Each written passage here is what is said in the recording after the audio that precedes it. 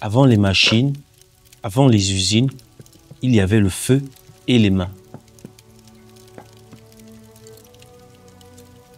Ici, au cœur du Gabon, la métallurgie s'est perpétuée dans les braises des forgerons. J'ai grandi en regardant ces hommes transformer le métal avec passion et savoir-faire.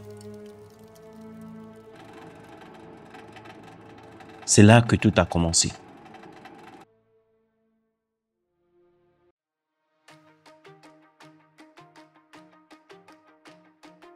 À la fin des années 90, une idée germe. Et si nous transformions notre minerai ici, chez nous?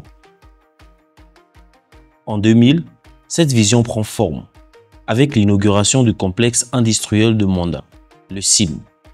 Une première étape vers l'industrialisation locale qui produit de l'aggloméré de manganèse destiné à la transformation de ferro-manganèse.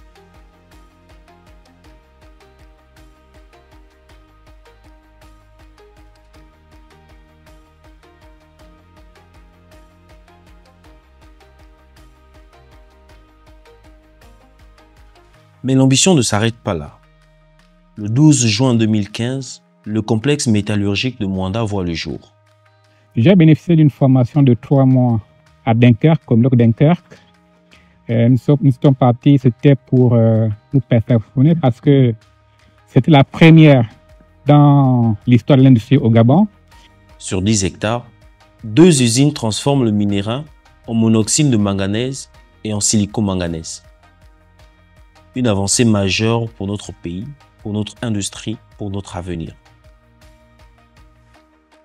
C'était un sentiment de joie parce que c'était extraordinaire. Surtout pour ceux-là qui n'étaient pas à Dunkerque, qui ont vécu la chose pour la première fois, c'était un sentiment de satisfaction.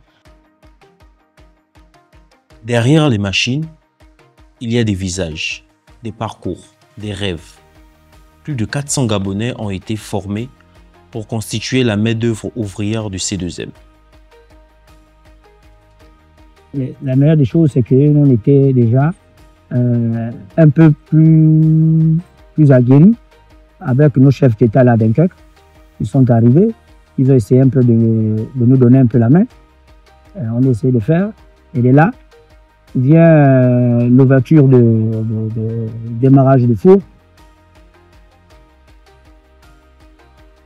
Des ingénieurs, des techniciens ont été envoyés en Chine et en Norvège pour se former dans les meilleures usines du monde.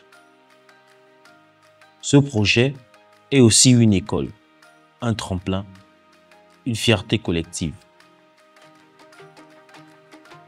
Le parcours au C2M s'est accompagné de challenges majeurs, techniques, financiers, logistiques ou encore humains. À côté de ces faits marquants, on note également des grands défis ou challenges, notamment sur la logistique. Alors sur la logistique, pour illustrer, on est à flux autour de 25 000 tonnes de coques qui doivent circuler par an, ce qui représente des milliers de wagons. Des défis techniques, par exemple, on a des électrodes qui sont des équipements très sensibles, qui nécessitent des manutentions très exigeantes et qui mettent à rude épreuve nos équipes de sous-traitants. Ces épreuves nous ont permis de développer notre capacité d'adaptation, à renforcer nos savoir-faire dans un monde qui ne cesse d'évoluer. Nous continuons à travailler pour développer et améliorer nos process puisqu'on travaille avec les équipes pour continuer à stabiliser et à augmenter la production du C2M. Aujourd'hui, nous célébrons 10 ans de passion, de travail et de transformation.